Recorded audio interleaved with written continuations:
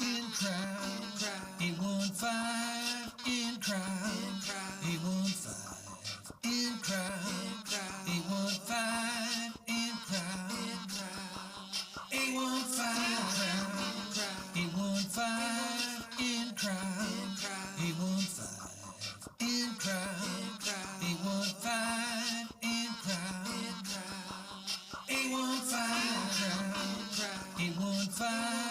in crowd, 815 in crowd, 815 in crowd, 815 in crowd, 815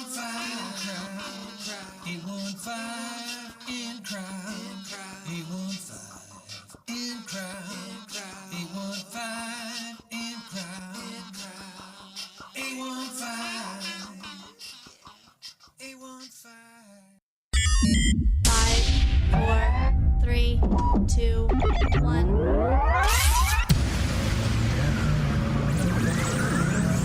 Ready. Just relax and enjoy the ride.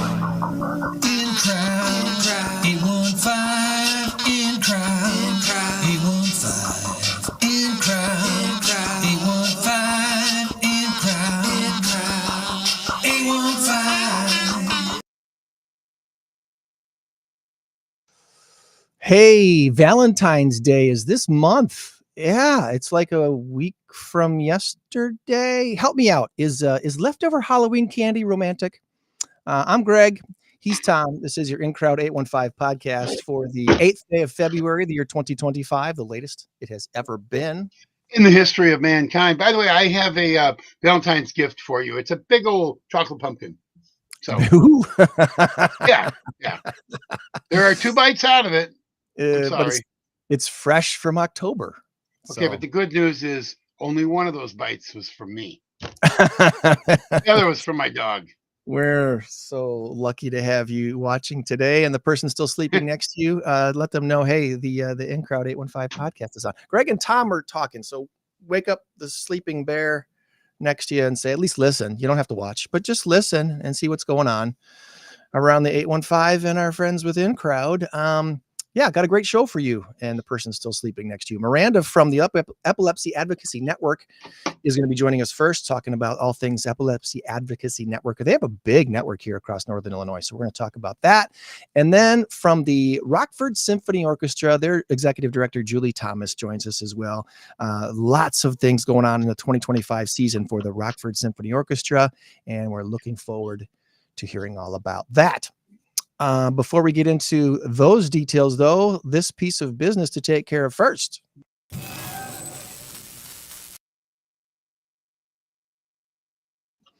Our big number of the week this week. Our race to 10 has me leading by a score of 8-3. Tom's on the comeback, though. He's not giving up. Why would he ever give up when if pretty much every week is a 50-50 chance? Starting my New England Patriots comeback. Here we go. I'll play the part of Atlanta. You be New England. 285 million is the big number of the week this week. And the answer, is it Mansion or is it Mona Lisa? Can you sing the Mona Lisa song? Mona Lisa, Mona Lisa. That's all I know. Something. Yeah, I know. Your eyes are so beautiful. 285 million. Put your guess in the chat. Let us know what you think about the big number of the week. If you think it's Mona Lisa or is it Mansion, we'll give you the answer before the end of the show. And If I put both down, do I get credit? Because it's going to be one or the other. I can do that, right? I should probably spell out the rules a little better, huh? Too late. Too late. All right. Well, I already sent it, by the way. I want to welcome our first guest today by going to this screen right here, the Epilepsy Advocacy Network, member organization of Epilepsy Alliance America. Miranda has been a part of this for a while now, and she's kind of, I want to say she's running the show in Northern Illinois. She's going to probably tell me different, but she can correct all the mistakes that I make about the Epilepsy Advocacy Network. Good morning to you, friend. How are you? Good morning. I'm great. How are you guys? Wonderful. Thanks for joining us today. I'm going to put you on the big part of the screen right there. And so let's learn about Miranda first before your organization. Where did you grow up and go to school? Kind of what was your growing up years like, Miranda? Yeah, so I went to Boylan High School here in Rockford. The Titan. Yeah, and then I went to Loras College and I graduated from there. But after I graduated college, I moved back to Rockford, where I met the love of my life, who I just married in April. Congratulations. Thank you. And I have 2 stepkids. I don't really like saying the word step. They are my kids. My wife's the same way. You know what? Let me ease that for you, because I have 3 grandchildren. I have 5 grandchildren, 2 biological, 3 non-biological. I don't call them step grandchildren. I just say they're all my grandkids. But I explain it because otherwise people go, wait a minute, wait. Now your daughter, Melissa, how did she have 3? No, she married a guy with 3 kids. That's how I do it. So I wouldn't feel too bad about it. Sometimes just an explanation right off the top gets it. You love this name. I know, because I love my granddaughters the absolute same. I'd throw myself in front of a bus for any one of my 5 grandchildren. So no need to. Maybe that helps a little bit, because I'm the explainer anyway. I just want to make sure no stone is unturned. Yeah, exactly. I don't want to take too much credit, but yeah, that's how my parents are too. Like, those are their grandchildren. But both my kids are on the spectrum, so I know firsthand what it's like looking for resources in the community to help. So that's why I love doing what I'm doing, working with Epilepsy Advocacy Network. Wow. It is a mouthful. Yeah, it is. It is. We just say EAN for short. So EAN. So if you see that logo anywhere, EAN, you're dealing with our Epilepsy Advocacy Network here. And for those who are completely unfamiliar, when people ask you, what is epilepsy? How do you explain it to them so that they can understand? Yeah. So epilepsy is a disease of the brain involving recurrent unprovoked seizures. So if you don't know what a seizure is, it's basically abnormal electrical activity going to the brain, which can cause things like abnormal movement, like shaking or falling down, sensations. It can alter their awareness. They may or may not be aware of their surroundings. And that can last anywhere from a few seconds to a few minutes, can't it? It's Yeah, I always say it's not a one size fits all disease. No. So it's very patient specific. It looks very different on everybody. So that's why we're kind of here to help guide people and help them navigate through their epilepsy journey. I think the scariest part of seizures, whenever I first learned about seizures and what they are, one of the scariest things that I remember being taught was the threat of the person having the seizure to swallow their own tongue and end up is that true? Is that something that possibly can happen to someone having a seizure? Yeah, so that's a really big myth, actually. Okay. We like to teach people about. So your tongue's attached to your mouth; it's not going anywhere. Yeah. We think it might have been started because sometimes people might bite down on their tongue and maybe it'll bleed a little bit. So then people might have been like, "Oh my gosh, they're swallowing their tongue." Yeah. But a huge, big seizure first aid no is never stick anything in somebody's mouth while they're having a seizure.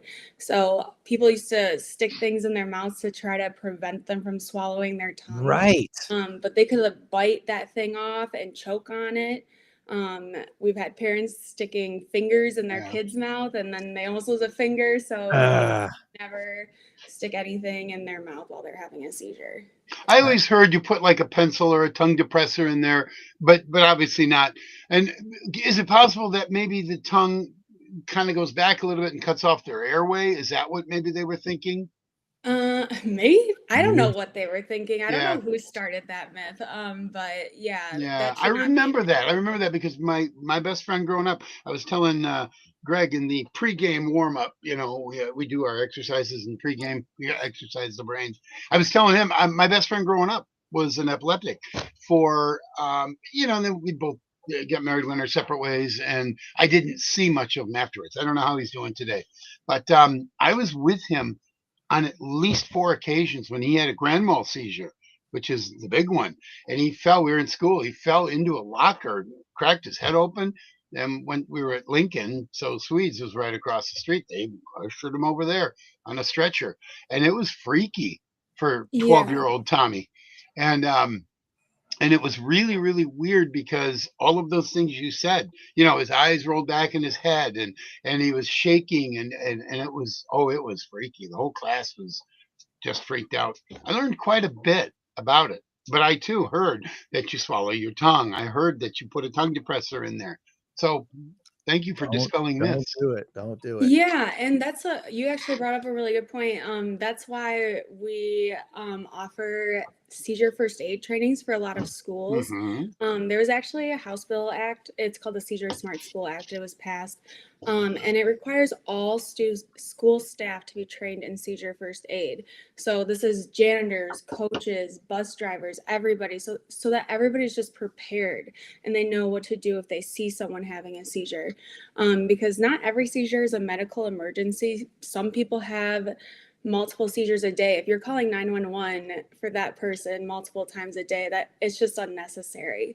So that's why we're here. And we also offer like an epilepsy 101 program for students so that you can kind of teach the classmates on how they can help their peers if they see them having a seizure as well. It's good. That's good to know. Cause like Tom said, you know, as a young kid, you see something like that happen and you're like, oh my goodness, is this person dying in front of my eyes here? And I guess, you know, unless they were like eating something at the time, they're probably not going to choke. I mean, I guess it's possible if it hits you at the same time as you took a big bite of food, maybe something like that would be, you know.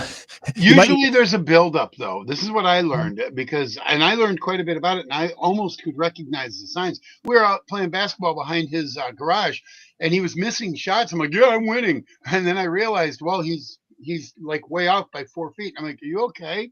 Are you okay? And then I ushered him in the house and all of that. So I was starting to recognize the signs myself. So I don't necessarily think if you're feeling that, this is just my opinion, my guessing, if you're feeling that, the last thing you want is food right now. Yeah, right. Last thing you just want to sit there and do nothing, you know? So I don't know as if that would be an issue, but maybe, who knows? Yeah, some people get an aura or they kind of feel it coming on. Some people aren't that lucky and sometimes they just drop, but if they ever do have food in their mouth, I'm not really sure what you would do in that situation. I don't think I've ever been in that situation necessarily because you really don't want to stick your fingers in their mouth. No. So I could see a CPR type of a thing or a Heimlich maneuver type of a thing going on if you know for sure they're choking, but you'll want to know for sure they're choking before you try to do something that I think it's probably just safe to put them on their side so that maybe it can. So we use the acronym TRUST. So the first T is for time the seizure. So if you know the person has seizures, usually the rule of thumb is if it goes over 5 minutes, that's when you're calling 911. R is for remove any objects. So if they have glasses that could break, maybe they have a mask on, maybe just move that down so you're not obstructing their airway. If they're bumping into chairs or other objects, just move them so they're not hurting themselves. And then use something soft under their head. So if you don't have like a pillow or something, obviously you can use like a jacket or even like your lap or something like that, so they're not hitting their head on the floor. Teddy bear. Yeah, They come in handy. I'm exactly. telling you, they come in handy. That's why Tom Yeah. carries about 400 or 500 with him wherever he goes. Oh no, he leaves them mostly at home, but I do. he's got them available. Yeah.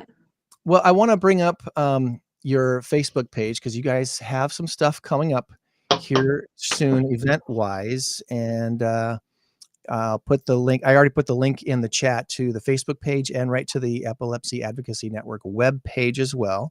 So one click will take you to both of those destinations. The money that's raised for these fundraising efforts, like you're doing this thing with the Ice Hogs, what does that go toward? What does that do? Yeah, so we provide services like we provide seizure safe pillows for our clients. So basically they have air pockets in them, so if they have a seizure in the middle of the night, they can still breathe without suffocating. We also provide travel assistance. You know, a lot of people with epilepsy can't drive and they need to get to their doctor appointments. We also provide things like medication assistance if they can't afford their medications. And then another really big program that we do is a camp for kids with epilepsy. So a lot of kids with epilepsy don't get to experience it feels kind of silly, but going to summer camp it's a privilege, right? And they might not be able to experience that because maybe they're worried about having a seizure in front of people. Right. Maybe they don't have the proper necessities that they can give kids with epilepsy to guide them. So we do a camp just specifically for kids with epilepsy, and it's really great to see the kids all get to meet other kids like them and really bond. So you can fund a camper to go to camp. So things like that is what those go to.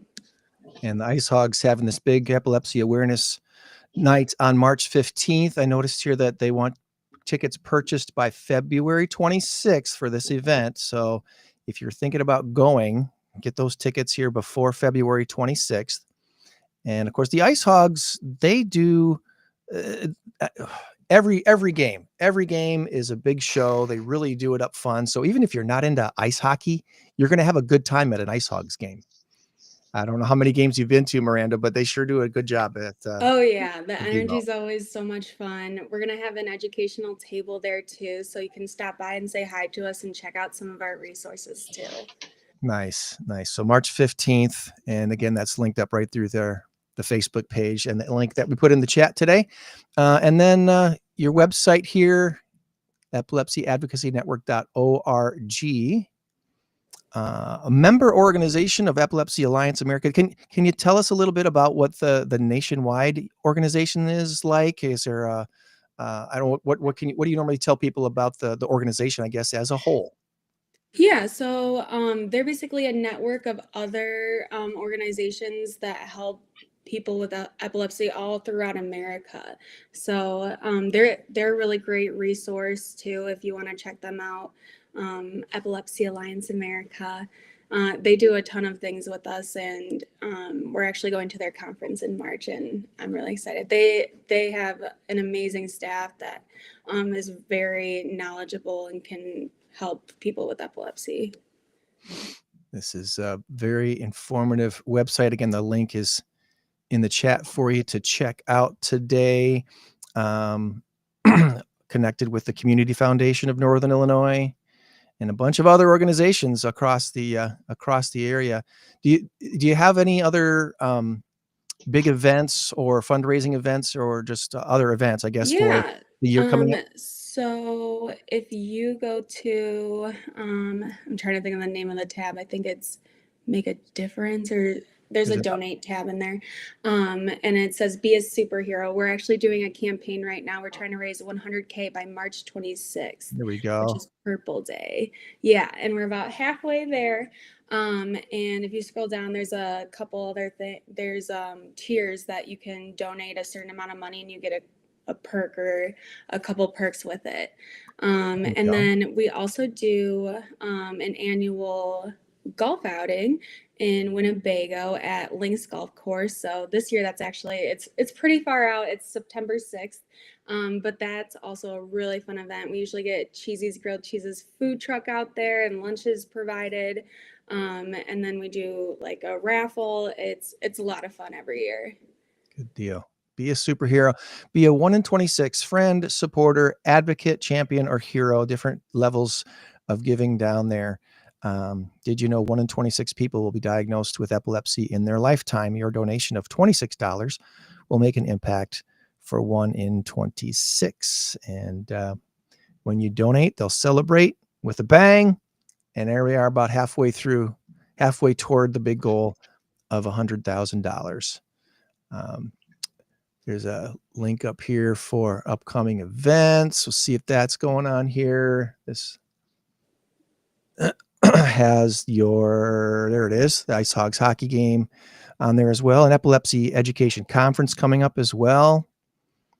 Do you have an office in Rockford or somewhere in Northern Illinois that people visit, or anything that groups or stuff like that? Yeah, so I actually work from home, but we network with a lot of other local organizations. A lot of time I meet clients at like the library or for coffee and things like that. But we also do a support group with Jeremiah Development, and we do that in person on the first Tuesday of every month from 5:30 to 6:30. And that's always a lot of fun too. And then we also offer virtual Zoom support groups as well. So, because a lot of people with epilepsy can't drive, so it just kind of makes it easier. Here we go. Some of the support groups. There's a support groups link on the website as well. And all the information: first Tuesday, first Wednesday, second Thursday, scattered throughout Northern Illinois here, different events and support groups that meet here as well. So check that out. Here's the first Tuesday in Rockford, 5:30 to 6:30, Jeremiah Development on North Church Street in Rockford, right downtown. And there's one of your groups right there. Yeah, There. that's my Rockford support group. We had a little pizza party. Nice.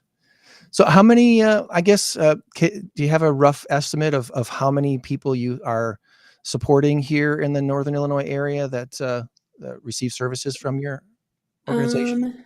We cover 60 counties Yeah. in Illinois. So I believe we have about 150 clients that we're serving right now. Probably a little bit more than that last time I checked. And there's Jeremiah Development helping you guys out as well. So yeah, they're awesome. All right. Very good. Well, let's give a quick shout out to your board members who help make your organization happen. Kara and Isaac, and Becky and Roger, Tanya, Alex, and Denny. Thank you for serving on the board there. Is there anything else that we haven't asked you about today that we want to make sure we cover before we move on to some trivia and our next guest? I guess just if anybody hears this message and you know anybody with epilepsy or any caregivers, just refer them to us. If you or your organization wants to get involved, feel free to reach out to me or sign up for a seizure first aid training even, or you can make a donation on that page. There you go. There you go. Let's put this link in the chat right here too. That'll take you right to this page. There we go. We can go right to this donation page right here and help out the Epilepsy Advocacy Network. Again, that Rockford Ice Hogs Awareness Night fundraiser is on March 15th. And that might seem like a long ways away, but you know what today is? Today's already the 8th of February. So it's only a month and a week away. And I know, it's crazy. You're going to be at the Ice Hogs game with the BMO. So support that if at all possible. Check all things out on their website. And if you want to, I wanted to bring this up too. If you want to support Epilepsy Advocacy Network by sponsoring a team in our upcoming mass karaoke trivia contest, which is coming up April 17th. That's a Thursday night in April. We do now have openings for other teams. we opened things up to the 10 teams that participated in our October event first, and most of them jumped back on. I should say about half of them jumped back on. So six out of those 10 jumped in right away. Haven't heard back from those other 4 yet. We're probably going to do 12 teams this time for this event. We're also going to up the prize money. We give $1,000 to the grand prize winner in the October event. That's going to be a $2,000 grand prize this time in April. And the winning team is going to be the team that does the best on trivia and has someone that can sing, because you're going to have to win a karaoke challenge at the end of the night as well. So join us. More information up on our website as well. Look for InCrowd 815.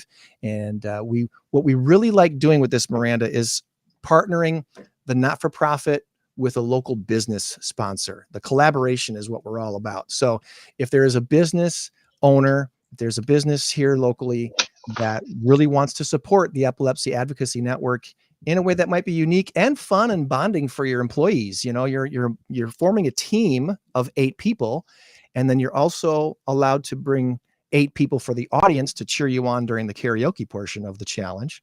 And it turns into a fun night, an entertaining night, and hopefully a profitable night for your not-for-profit if you are a winner of one of our 3 prizes that we're going to give away on April 17th. So let us know here at InCrowd 815. Is that something That's awesome. Yeah, I went to the October one. It was so much fun. We had a blast.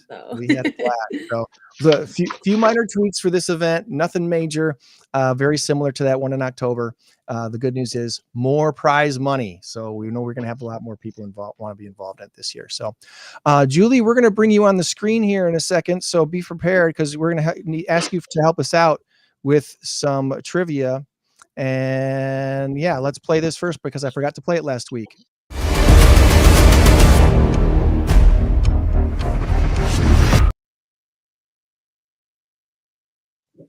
Tom's Trivia Challenge. Good morning, Julie. She's muted. I think your microphone's off. Good morning. There we go. There we go. All right. We're all visual. We can all see each other here, and Tom's got some questions for us. You can't see me. Just trying to make a liar out of you. Hopefully we can score a point or 2 off of Tom's trivia this week. What do you got for us, Tom? Oh, these are easy questions. Did we all go to kindergarten? Yes. All right, we're good then. Yeah. They may not be that easy, but all right, first one up for grabs, presidents. This one you're probably going to know. Who was the shortest and lightest U.S. president, standing 5 foot 4 inches tall and less than 100 pounds? Was it James K. Polk or James Madison? If you say James, you're only half right. You won't get any points. Oh my goodness. Once again, who was the shortest and lightest U.S. president at 5 foot 4 inches tall and less than 100 pounds? I remember James Madison. I remember learning that our second president was ridiculed by the British because he was such a small man. And I think that was James Madison. John Adams was our second president. Oh, okay. So I got that wrong already. No, your premise is absolutely 100% correct.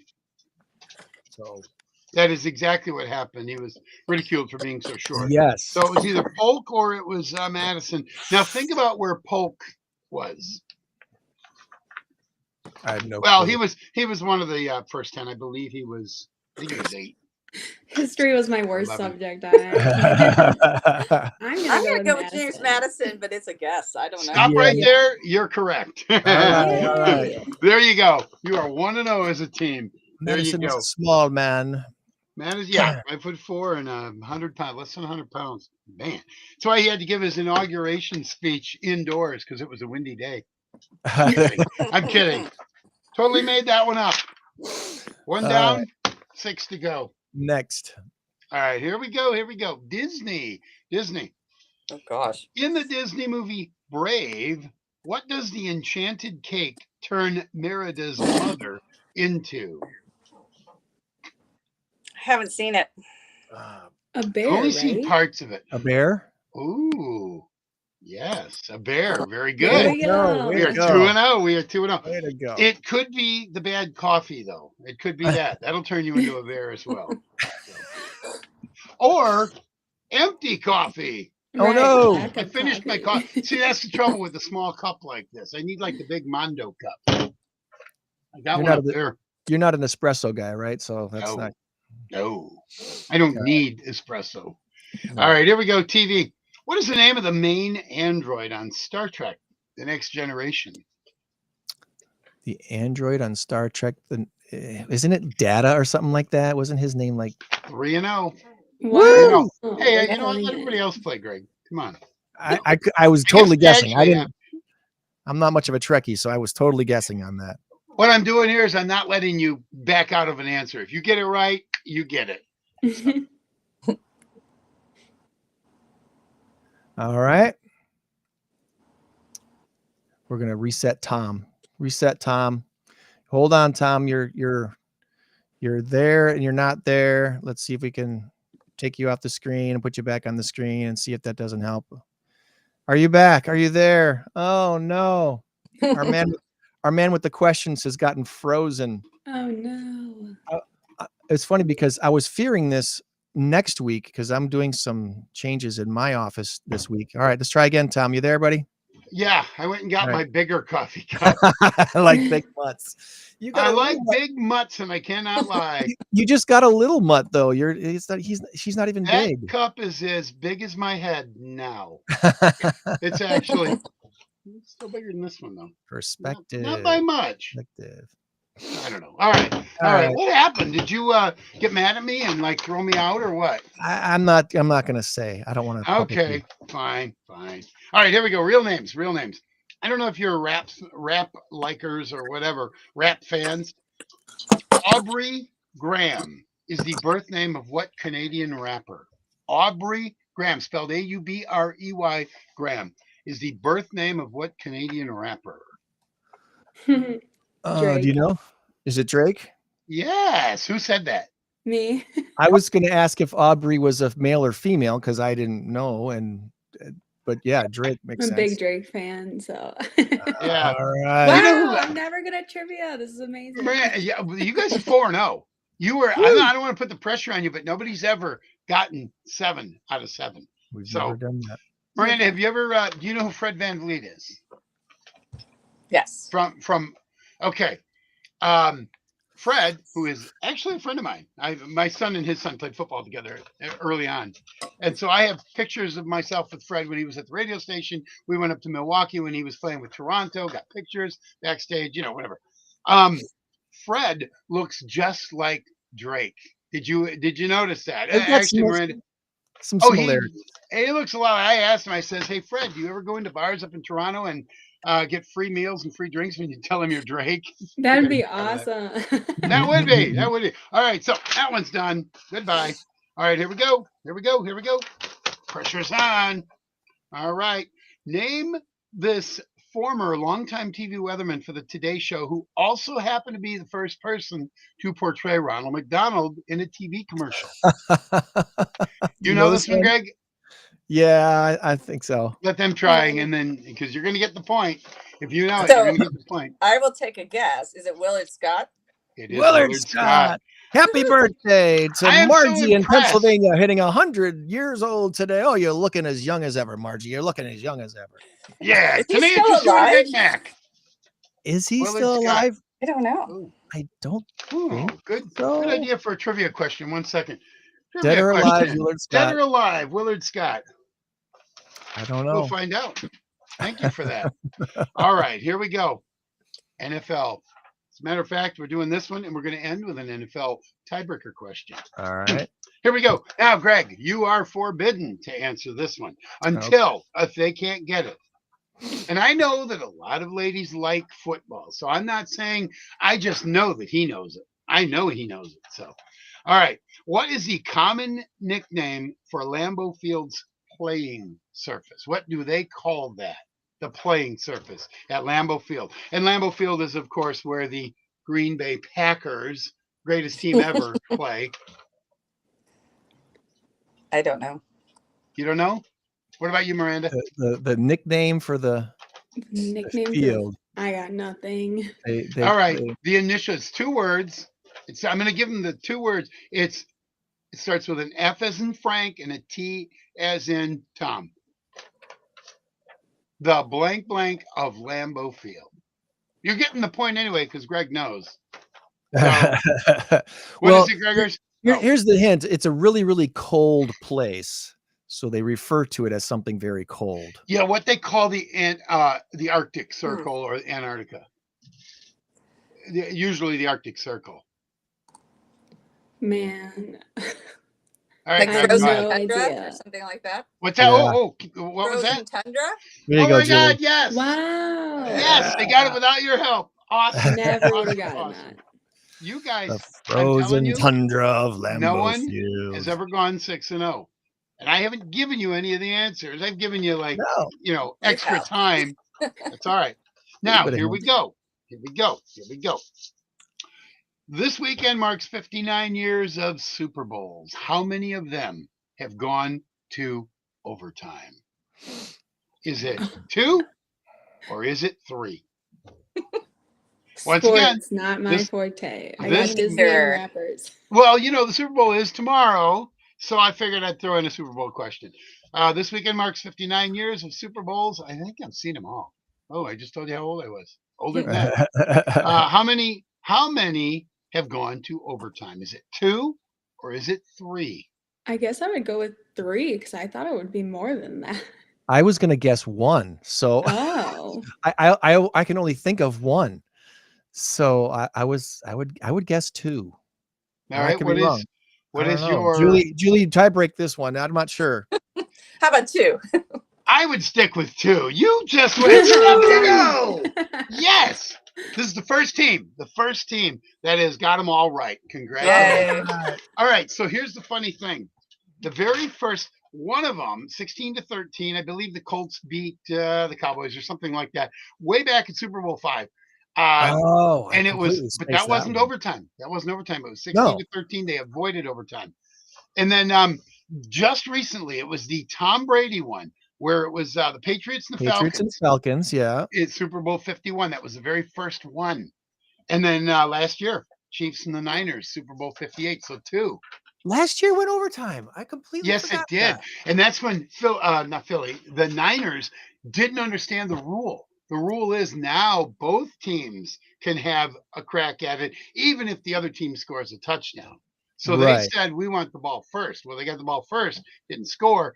Chiefs got the ball, scored a touchdown. They didn't know the rule. They would have went on defense first. They said that. And with the new rule, you'd rather be on defense first so that you know if you have to score or not and how much you have to score. Unless you're Matt LaFleur. Oh Lord, yeah. What I'm talking about is our Packer coach. He likes to get the ball first. And we're like, no, give the ball up first. I like his aggressive attitude. Not football fans, it's okay. That's all right. Miranda, we really appreciate you spending time with us this morning. Is there anything we did not ask you about today that you wanted to make sure we get out before we let you go? No, I don't think so. Thank you so much for having me. This has been fun. Absolutely. Thank you for doing what you do because, like I said, as somebody who grew up with a friend with it, it can be traumatic and people need to learn about it and maybe give a little if you can. Your time, money, your efforts. So. Yeah, all right. Thank you guys. Well, you have a great rest of your weekend and we'll keep in touch. See you at Trivia Karaoke.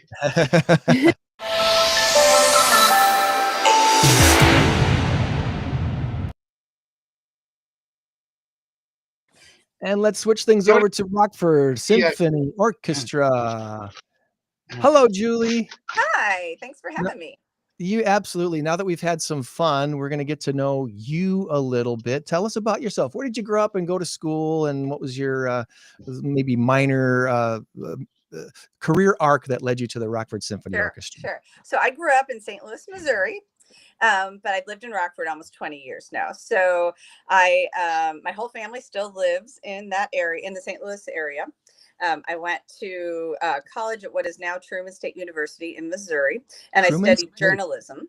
And but I had a minor in music. So my first job out of college was I worked for a department store company called Famous Bar, which was a division of the May department stores, and it was headquartered in St. Louis. And so I worked at the headquarters there, and did credit card marketing and customer service and training.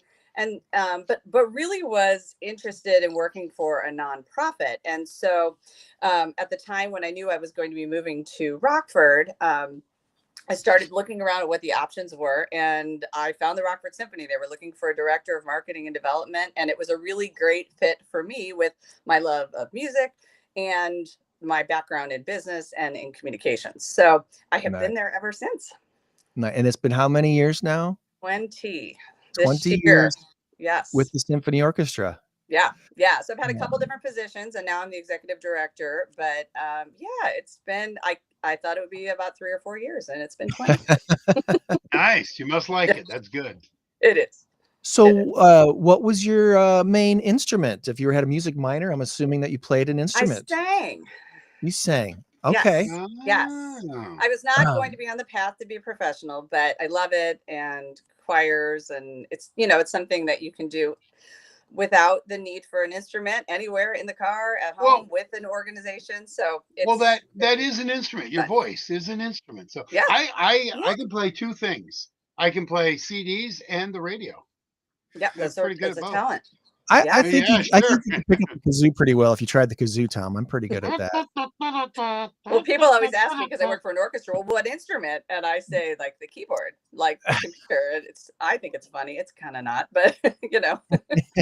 Yeah, the keyboard, exactly. I play the keyboard. Well, I guess there's probably some folks who aren't realizing the fact that the Rockford Symphony Orchestra is a nonprofit organization. Is that typical of orchestras across the country? Yes, I would say every orchestra that's not like a commercial organization, you know, probably like Mannheim Steamrollers or something like that. That's a commercial for-profit organization. Yeah.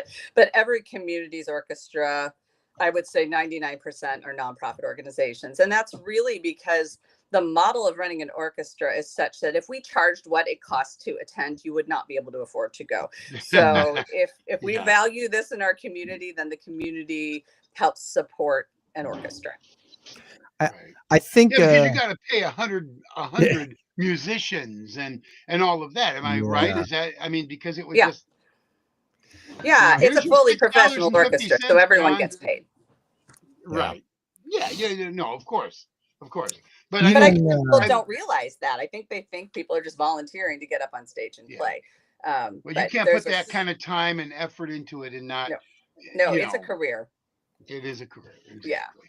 And there is a Rockford city band, a city orchestra, whatever that is, completely volunteer and such. But it's for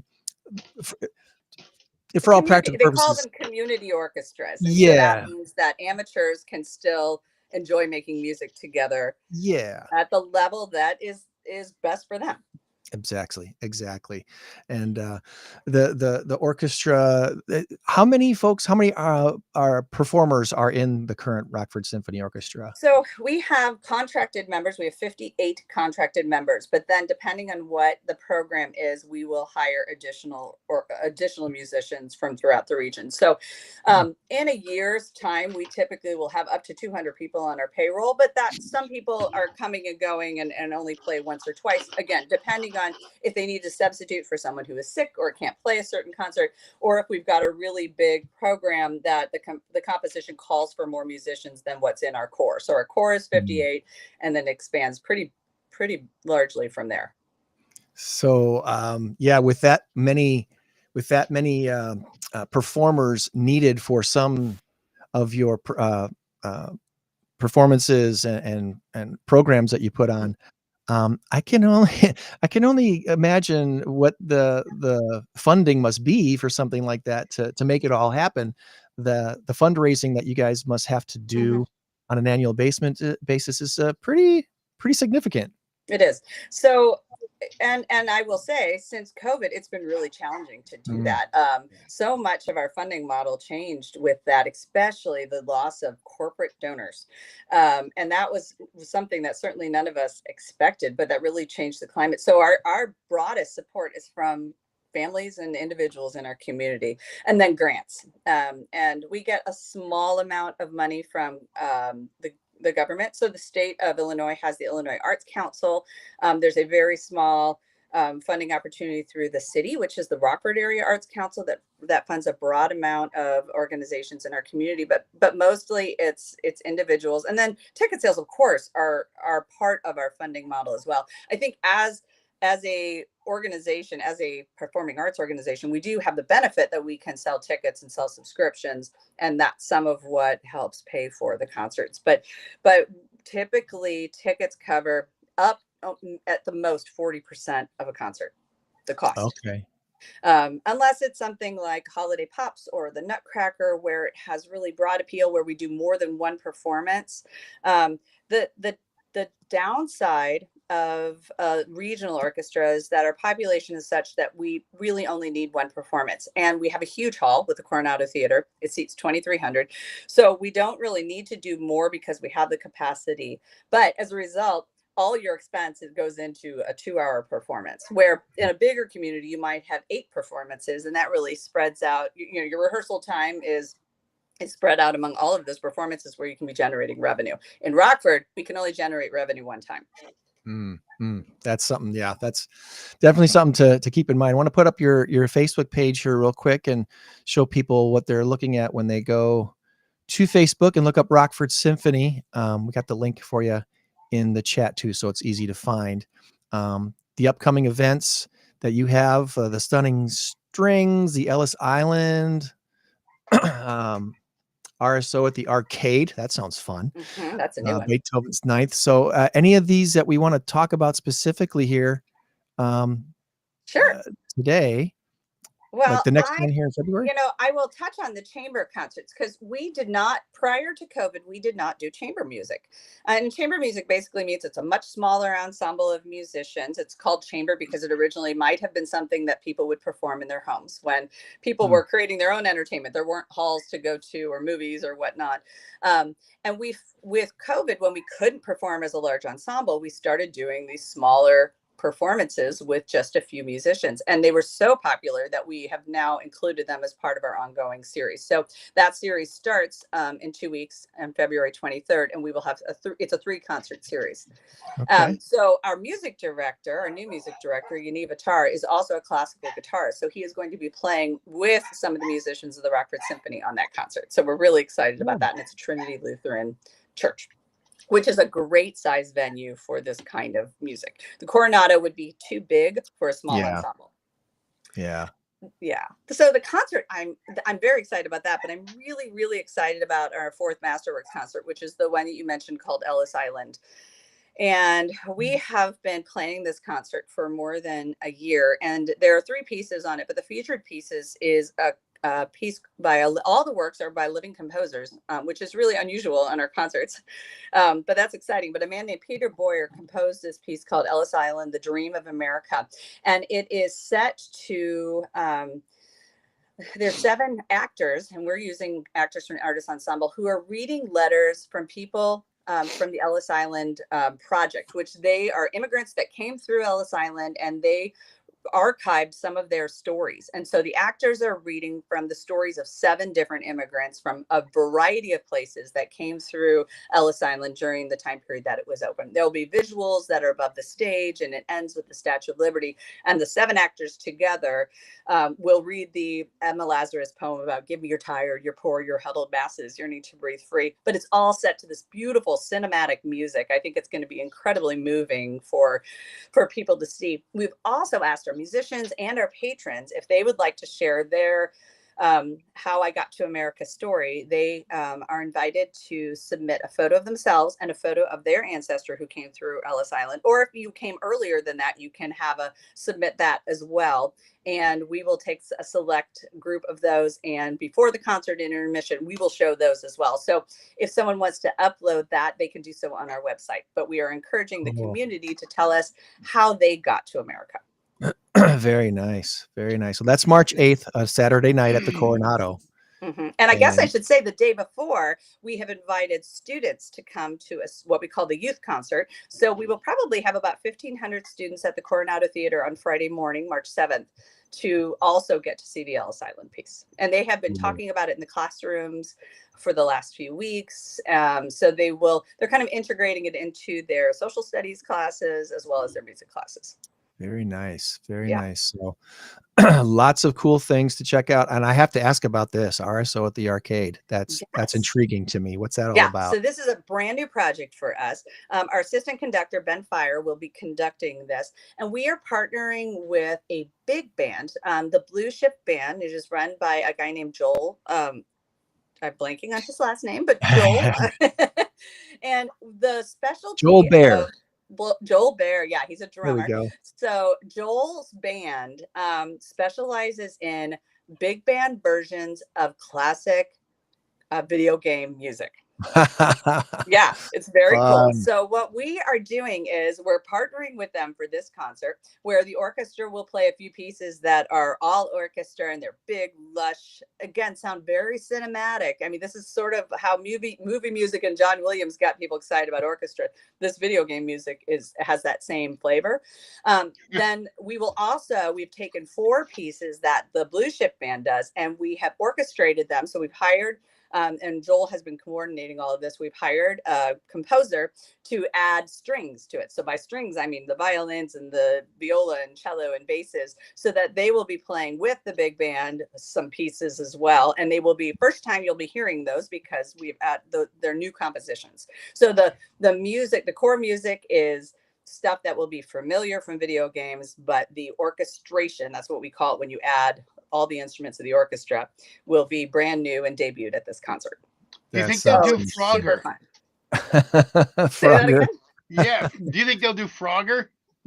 You know, I will say I was a Frogger savant when I was a kid. And it's a very catchy tune, but no, we will not have Frogger No. at this concert. I know it's disappointing because it's a really fun game. Yeah. But we are going to have a tournament in the lobby beforehand for something called Smash. I'm going to be very honest, I don't know what it is, but people can sign up to play in this tournament, and we're partnering with Rockford University's esports department. They're bringing consoles for this, and then I believe at the beginning of intermission or during intermission, the finale will be played on stage, and we'll have it broadcast on the screen above the stage so people can watch the final round of the tournament. So that's going to be very fun too. What a fun idea. That's a great idea. Yeah. I hope I'm not letting the cat out of the bag. The finale has to be Mario Brothers, right? That's got to be the finale. That's Well, you will definitely hear Mario Brothers. Mario Brothers got to be in there somewhere. Everyone knows that one. Zelda, and yeah, there's definitely gonna be familiar stuff. But even if and I know people, we're hoping that this will draw people who are maybe first timers to the Rockford Symphony or younger. But I think people who whose kids or grandkids grew up playing video games, it's going to be familiar music as well. That's fun. You will hear some Mario Brothers. That is so interesting. That's April the 5th, 7:30 p.m. at the Coronado. It's going to be a big deal. It's going to be a lot of fun. So should be blast. And then the last one on this current events calendar is Beethoven's 9th. Yes. Probably one of those scores where you recognize a good portion of the music because it's been around so long and used in so many different things. This should also be a pretty big, well-attended event. Absolutely. So our resident choir is the Nielsen Chorale, and they are going to be joining us. So interestingly, most symphonies don't have a choir. This is unusual that Beethoven composed the last movement of the symphony to have the choir, and it will be over 100 singers on stage with the orchestra. And it is the tune that you will recognize, the Ode to Joy theme. People sing it as it's become church hymns. It's background for so many things. I would imagine that everyone in the audience will recognize this music. It's iconic. I would say it's truly one of the masterworks of the classical music repertoire, and it's a wonderful way to. It's a perfect season finale. So we also are celebrating the conductor of the Nielsen Chorale, Marty Vines. She is retiring. So this is her last concert preparing the choir. So we will be celebrating her. Plus, we will be announcing our Music Educator of the Year at this concert. So nominations were just finalized this last week. We will be notifying the nominees probably early next week, and then the winner will be announced at this concert. Very nice. Very nice. Well, all things Rockford Symphony Orchestra on their website, rockfordsymphony.com. see all their events, get tickets, learn about how to support giving to the RSO. Is there anything specific that you'd like to promote on donating to the Symphony Orchestra right now? Well, donations are very important and really are meaningful, sustainable revenue for the orchestra. There's no gift that's too small that doesn't make an impact on the organization. There's I certainly encourage everyone who can to consider making a gift. If it's easier to make monthly payments and you want to make $5 a month, we certainly are set up and equipped to encourage and allow people to do that. If they want to make a more meaningful gift, there are certainly opportunities for that as well. You can see lots of information on the website. We do have a foundation, the Rockford Symphony Orchestra Foundation, and it manages and hosts our endowment. So if someone is considering a really lasting gift, whether it's through their estate plan or an outright gift to the endowment, we get a 4% distribution of that endowment every year, which goes directly to helping support operating expenses. So it's really important. And what's most meaningful about endowment is that that money is invested. We never touch the actual principal. We are only using the interest and the earnings on those funds. So we have over $2.5 billion that last year generated $96,000 for the Rockford Symphony, and the original gifts are all still there. So any future gifts that come will be there in perpetuity. So forever you will be supporting the Rockford Symphony. Yeah, that is good business right there. Good, that's smart. That is wow. Namaste. Well, I can't take credit for it. We had some very thoughtful board members 15, 20 years ago that really felt that if we were going to be sustainable beyond this last year was our 90th year, that we really needed that kind of sustainable ongoing support. And well, that's a good life lesson too. If you can make it, if you're lucky enough to be able to make enough money and then live off your interest, live off your dividends for the rest of your life, and then you've got something to show for it in your retirement years. So that's really, I'm impressed. Yes, it's set up in a very similar way. Nice. Well, you know what? You are very impressive in more than one ways. First of all, the first perfect score for trivia, and now great advice and a great show and great entertainment. So what a good day this was. Glad to help. Yes, very, very nice. And as we did to Miranda, I also want to extend to you, if your organization would like to be a part of our April 17th Mass Karaoke Trivia Contest, I got a feeling you could find a singer or two amongst your group to take care of the karaoke portion. Yeah, and in other words, put your money where your mouth is, or put your mouth where your money is. Well, I'll tell you this. The first time we did this back in October, we had a couple of groups who knew they had great singers. The challenges was finding decent trivia players.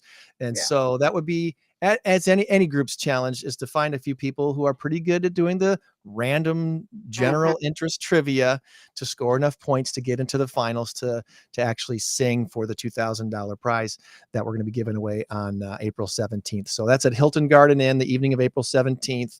And I got a feeling all 12 spots are going to be filled here in the next few weeks because the interest the first time was pretty darn good, and we only had 10 teams. And already of those 10, 6 have signed up for this one and coming up in April. So we're really excited to be putting this on again, being able to give away some more money. And I'll put this back out into the ethos again this week, like I did last week. Our ultimate goal for this contest is to have it at the Coronado Theater. And the ultimate, at least my current ultimate goal, someone told me recently I was thinking too small, and I praise God for that. I needed that encouragement. My goal is to get this within 5 years to be handing a $10,000 check to the winning team when we be able to put this on at a bigger venue like the Coronado Theater. So $1,000 we did in October, 2,000 here in April. Hopefully by next year, it'll be like 4,000 for the winner. And in a few years, we'll be able to go and take this up to a notch to either the Coronado or the Hard Rock or some bigger venue where we've got a lot of audience people being entertained by a contest like this. It's almost like being at a TV studio audience taping of a game show. It's a lot of fun the way it's put on. So hopefully, if you want to be involved, anyone that's listening right now, make sure to get us the email address of the person who would be organizing that for your organization. We really love the collaboration that this causes between business owners and not-for-profit leaders, because that's when things seem to, that's when real magic seems to happen. When, hey, this couple of business owners really get behind a certain not-for-profit, and they feed off each other. Business is better when you support not-for-profits, and the not-for-profit organization is better when businesses are supporting them and promoting their events and fundraisers. So that's a huge reason why InCrowd 815 exists, and look forward to helping to promote your event as well, that we've got on our website and on the Facebook page. Is there anything we did not ask you about today, Julie, that you wanted to make sure we touched on before we let you go for the rest of your weekend? No, you were very thorough, but I do invite someone who's never been to the Rockford Symphony. Give it a try. I think you will be surprised and delighted at the quality and how much fun it can be. That would be me. That would be me. And only because I've never been a huge fan of symphony music, because I don't understand it. And that's so the start key. with the video games. Okay. We'd love to see you. You know, Tom, I'll throw this I played trumpet throughout high school and a little bit in college, and I was a drum major, so I kind of had to direct and such. You can look sometimes at orchestra music the same way you do as a football team, Tom. Sometimes when you watch football, and I don't know if Julie will appreciate this or not. Were you a Rams fan when you were living in St. Louis? Well, many years ago, yeah. Many years ago. So anyway, when you the casual football watcher, what do they watch? They watch the quarterback and pretty much nothing else. They watch the quarterback and where the ball goes. But once you get into football, you start to go, you know what? I'm going to keep my eye on that left tackle. What is the left tackle doing to protect the quarterback or run block that makes this team special? Because, Saquon Barkley of the Philadelphia Eagles, he doesn't get 2,000 yards unless the left tackle is doing his job, right? In the orchestra, you watch the conductor, you hear the soloists, but what is those third chair clarinets doing? What are those second chair violins doing in this piece? They're adding something that without it, it's just not the same. And so I hope the sports analogy helps you, Tom. Yeah, no, I'm a huge music guy anyway. I'm just saying, You are. Symphony music has never been my thing. I like disco, I like rock, I like country, I like every kind of music. But there are a lot of songs I do love that are classical related. Canon in D is one of my absolute favorites by Paco Bell. I play it at every wedding I do, just about. And I'm a big Trans-Siberian Orchestra fan. So I guess I maybe understated that. I do like it a little better than I thought.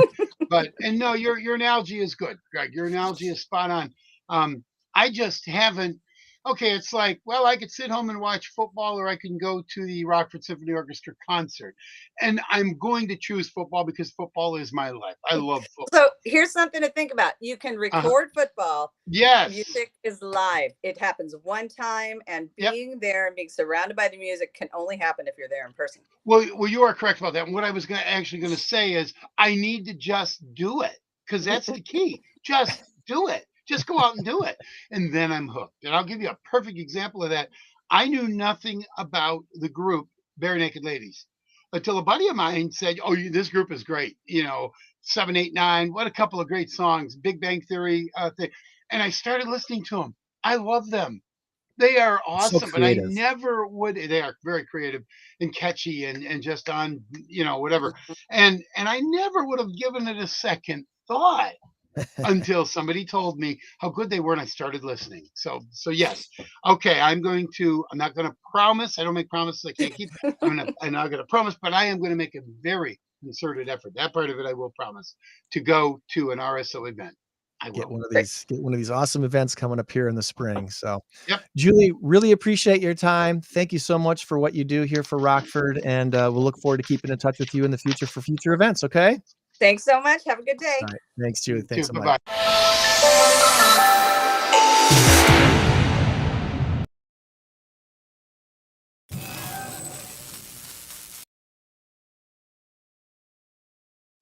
Let's cut right into our big number of the week. 285 million is the big number of the week this week. And the answer is Mansion or Mona Lisa. Mona Lisa, men have met you, or something like that. I forget what the words are. Tom has sent me his guess, and I am going to tell you the answer now. Have you ever been to Manalapan, Florida? No. Manalapan, Florida is a real place. Manalapan. Manalapan. It broke the record for the most expensive new home for sale in the United States. The catch is it hasn't been built yet. It'll be 50,000 square feet. It will include a bowling alley. It will include a car museum. It will include a spa and a shooting range. And the asking price is Whatever it is, I'm sure I lost. $285 million. The answer, yes, the answer is mansion. Sorry, Tom. The Mona Lisa gets how many visitors per day at the Louvre? Do you have a guess on that one? I thought it was 285 million visitors per day. Hey, run them through. Come on, let's go. More people. It's in the thousands. I'll give you that much. Yeah. A gaggle of viewers get less than a minute to view the famous artwork. The Louvre director Lawrence Descartes said, while the crowds are a source of pride, the room is a daily scene of intense agitation. They only allow about 25,000 viewers get through to see it every single day. That's a lot of people taking pictures, you know? Well, I'm pretty sure they don't allow flash photography. No, they don't. Do they not allow any photography though? I'm not sure. I don't believe so.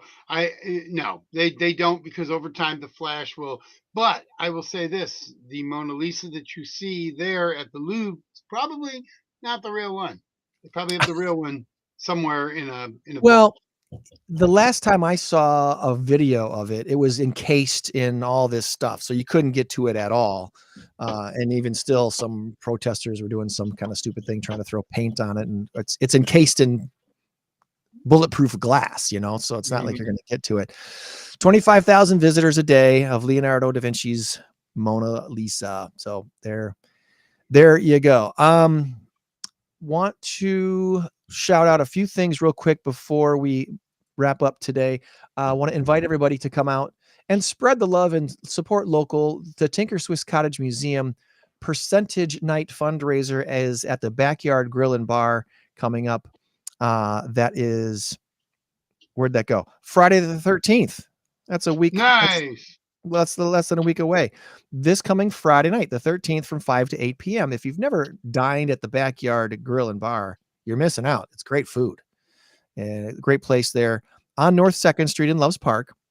And they do this once a month. It's like every month they do another not-for-profit local support night. And this one for February happens to be in support of Tinker Swiss Cottage Museum. So come on out and join us for that. Tickets are also available now for Tinker's Ball at Memorial Hall. This is a special night happening on March 15th from 6 to 9:30 at Memorial Hall, downtown Rockford. Join us for a night of elegance and history, transporting you back to the Civil War era. Formal or themed attire is strongly recommended to match the occasion. And tickets for this, I believe, are only $15. Tickets $15 for guests 12 and older, and $8 for guests age 6 to 12. Children 5 and under are free. Refreshments will be provided by the Sons of Union Veterans and Mary Logan Tent Auxiliary. There will have some special dance callers that night from the historical timekeepers, Mr. and Mrs. Gary and Karen Alexander. And thanks to Veterans Memorial Hall for sponsoring this. Check out tinkercottage.com for details on these events coming up. And of course, a week from tonight is the Paw Affection in Purple, the Paws Humane Society Fur Ball for 2025, happening at Tabala Event Center on Newburgh Road in Rockford. I believe you could still get tickets. I think you can still get tickets today, but they usually cut that off about a week or so beforehand. Did I see a deadline on here? Ticket sales end February 8th or until sold out. So that's today, isn't it? So there you go. This is your last chance today to get your tickets for the Fur Ball at Tabala in that Should be a fun time. All right. I think that covers most of the stuff I wanted to cover today, Tom. How about you? No, I'm good. Unless you want to talk a little NFL, a little Super Bowl. Want to talk a little bit of Super Bowl next week on the show here. By the way, we're going to have Dr. Cyrus Oates on the show. He is starting an organization called 205 DDS, Direct Dental Service. And they've already been doing some stuff with Rockford Public Schools. They're looking to raise money to set up a permanent location next to Jefferson High School there at the Tech. The old Rock Valley College Vocational Center. Exactly. Rock Valley College, yeah. They're looking to set up a dental spot there so that these kids who aren't able to get dental services on a regular basis that go to Rockford Public Schools can get free service. And I think that's a pretty awesome thing that they're trying to do. They raise money for this. So we're going to talk to Dr. Cyrus Oates about that next week here on the show. That would be another one, Tom. If someone wants to get a group together and try to win some money at our contest, they could definitely do that. Yeah, absolutely. Yeah. Is there a local dentist that wants to put together a team? You only need a team of 8 to play. And then the other 8 seats are audience seats to cheer you on during the karaoke part of the contest. Entries, by the way, for our mass karaoke trivia contest are $320. And again, you get 16 seats. 8 of them are at a table, your contest players, and 8 of them are in the audience to cheer you on and have some fun. And it'll be a great time. April 17th. Let us know. Get us the email of a person who you think would want to organize a team, and we'll send them information. As far as last shout outs for me this week, Tom, Louis Tap House, the event that you did last weekend. Mm-hmm. Kudos to, was it Joe or Ron? It is Joe. Well, Joe is the general manager. Ron is the guy whose grandson had the accident that we raised funds for. By the way, we raised $1,245, $1,245. Thanks everybody who came out for that last Sunday to support the family there. And Joe's team at Louis Tap House was awesome. They took care of everybody really, really well. And then also I want to shout out to Rascals. They hosted the Harlem Fans Club trivia event that Sunday night. We were all trivia last Sunday, Tom. Me and my wife, we were triviaing all over the place. I will be there today at Rascals. A buddy of mine is doing a tournament. It's pretty much by invite only because it's people that have played his trivia. But if you wanted to play, you could come and play with me. See if there's an opening. I'm only going to have a few people on my team. I'm going there mostly just to support my buddy John and have some fun, play some trivia. And that's at Rascals at 1:00 today. Rascals at 1:00. Yep. Rascals at 1. All right. So that's pretty much my shout outs. The BMO has a big show this weekend. If you haven't seen it, the Cirque du Soleil, I forget what Crystal, I think is what they call the show. Very, very entertaining. Very, looks incredible. That's going on yet this weekend. And there you go. I think that's the last of my shout outs for this week before we start to chat all things Super Bowl 59. Are you picking the Chiefs to complete the three-peat, Tom? As I may have said last week or the week before, I'm irritated at the NFL for their lack of history knowledge. There were 2 times when a team three-peated in the NFL.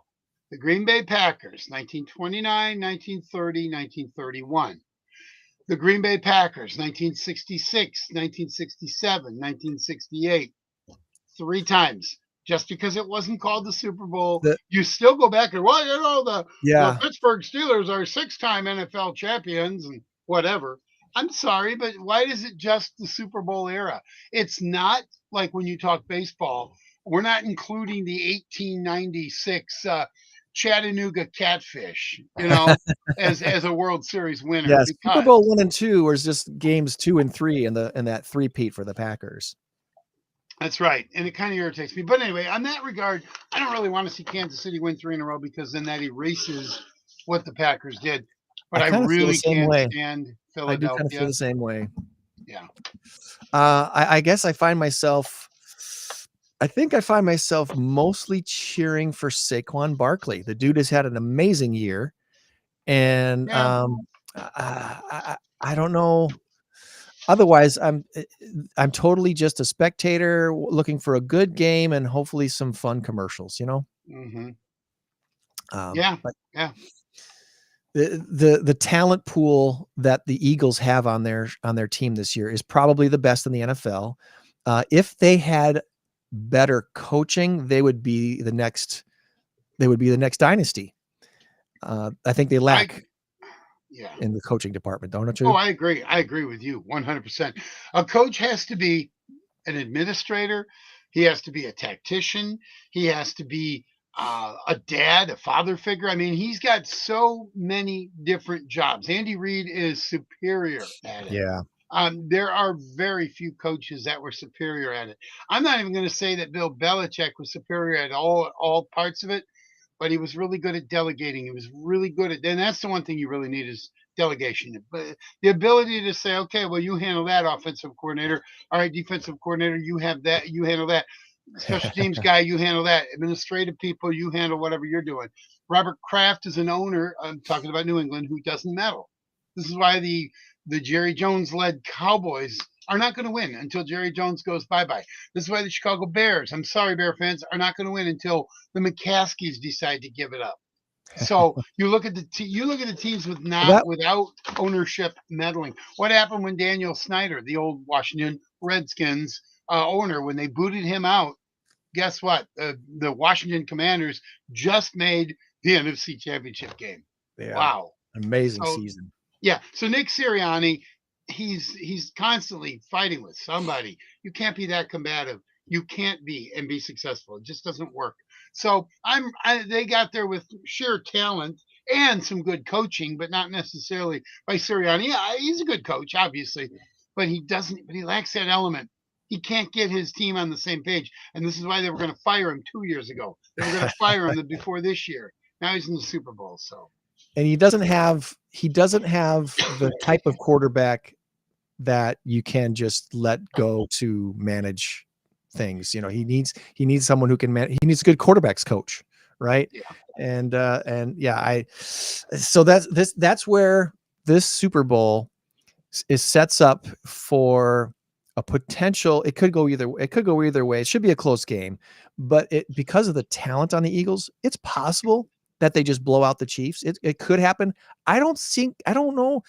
The other way is totally possible as well, though, just because of the psyche of the Eagles. If the Chiefs get up by 2 touchdowns, it could just totally ruin their day and let it get to them, and then it would be all over. So, All right, here's my betting advice. If you take $100 bill and you put it on neither team, don't bet it.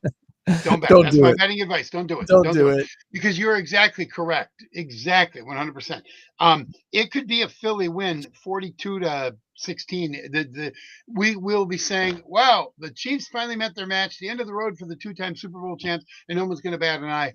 Or we could say, "Well, you know what? Greatness still reigns. Chiefs win 42-16. Oh my God, this is now a dynasty. Patrick Mahomes, you are the man." It could go Yeah. either way. The spread is 1 point only because, or they could just make it even. They could, but I think Philly does have more talent, but by far, the Kansas City Chiefs are better coached. And I'll Right. take better coaching over talent anytime because when it comes down to 2 minutes, I mean, look what Mahomes did a couple of years ago. 13 seconds left after Buffalo kicks the game-winning field goal. They come back with 13 seconds, and Harrison Butker hits like a 52, 54-yarder, and they go to the Super Bowl. Unbelievable, the kind of stuff that Patrick Mahomes is. I think he may be the GOAT. I think he may be the greatest of all time Yeah. because he's doing more with less than Tom Brady did.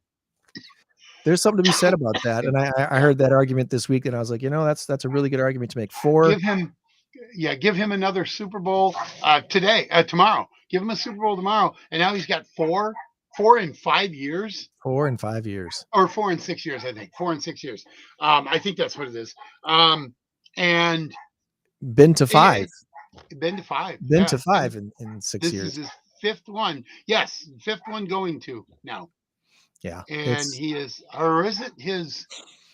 Yes, 'Cause- yes. Because he will have won 4 in 6 years, but been to 5 out of 5 or something. Right. They won one. They lost to Tampa. Cincinnati was the only one that's been in the Super Bowl since their run. So they did not go to one of them, and they did lose one of them. So he's been in, this will be, I believe, his 6th Super Bowl. Am I correct on that?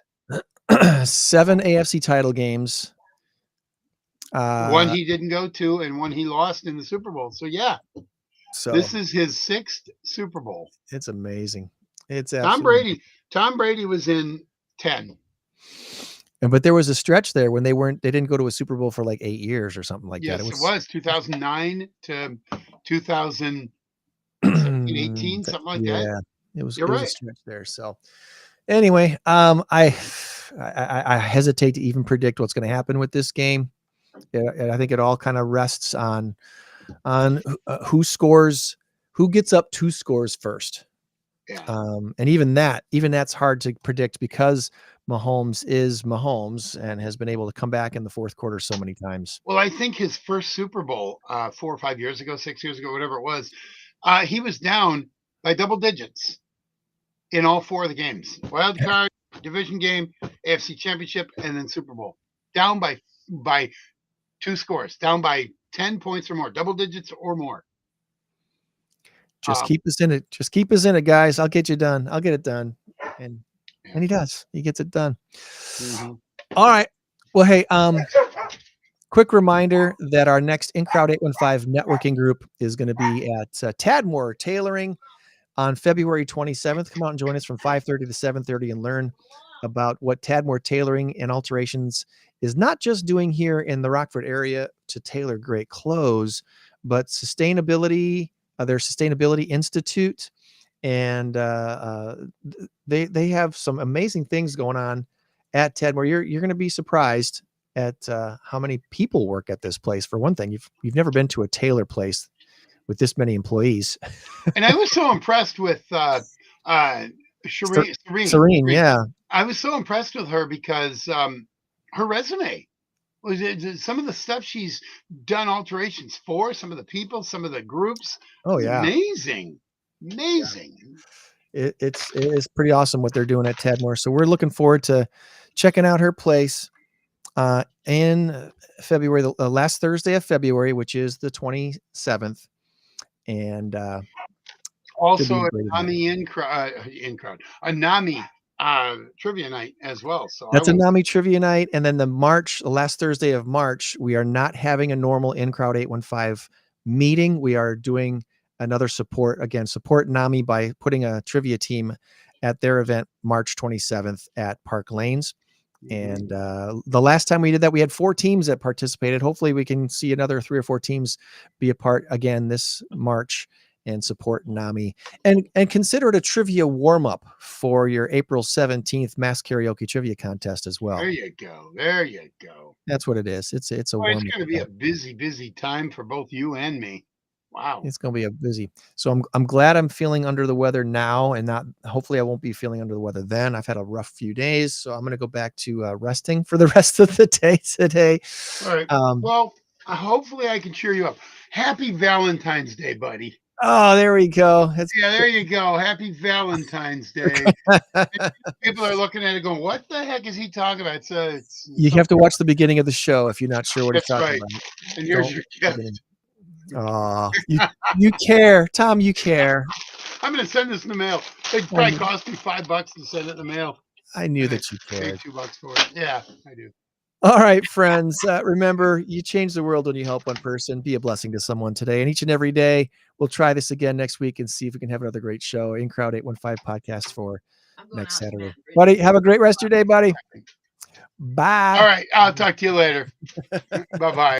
815 in crowd. 815 in crowd. 815 in crowd. 815